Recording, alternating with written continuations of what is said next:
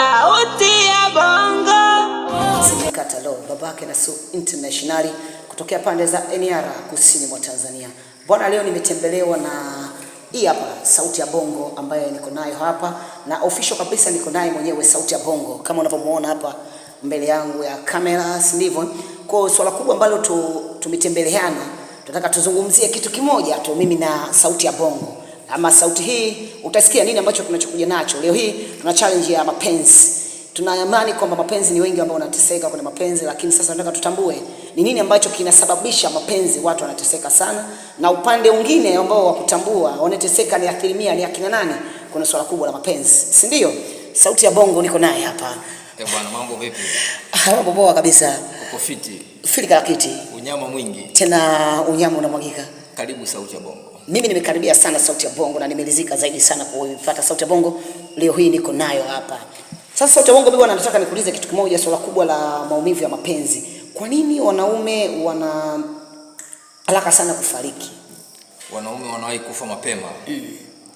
Sababu za wanaume kufa mapema ni ziko nyingi. Ziko sababu nyingi ambazo zinapelekea wanaume kuwahi kufa mapema. Yeah.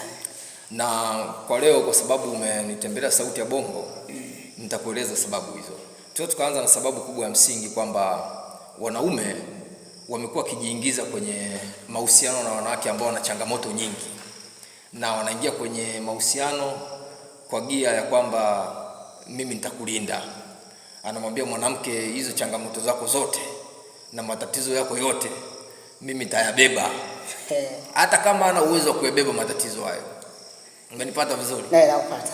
Anaweza kumwambia nitakununulia gari, wakati yeye hata uwezo wa kula ni changamoto. Yeah. Lakini sasa anaweza akajitutumua, akajitoa na akafanya kila namna kuweza kuhakikisha anamsaidia mtoto wa kike. Yeah.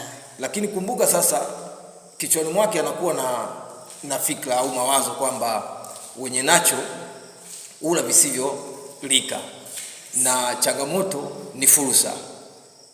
Atamsaidia mwanamke kiukweli, lakini kichwani mwake akiwa na mawazo kwamba atakula vilivyofichika. Lakini na mwanamke naye hatokataa, kwa sababu akikataa anajua hatofika mbali.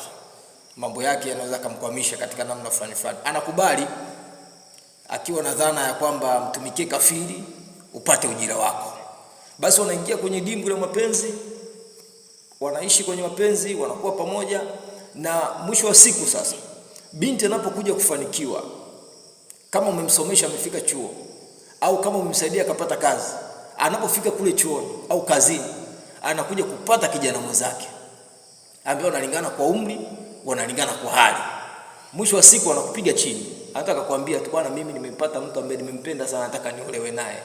Hawezi kuangalia huko nyuma umemsaidia nini, umemsomesha, umemsaidia kupata kazi. Sasa kama wewe mwanaume uko na mke wako na ulikuwa kufanya mambo kwa siri, umetumia gharama nyingi, mtoto mzuri wa kike anakuja kukuambia maneno kama sukari haijapanda ukafa. Sasa okay, kuna kitu fulani umenikumbusha hapo, na clip moja ni trend sana mtandaoni, hususan kwenye swala hili la mapenzi. Mzee mstaafu kaumia kama Wewe mjinga nilifanya mimi mapenzi niachukie.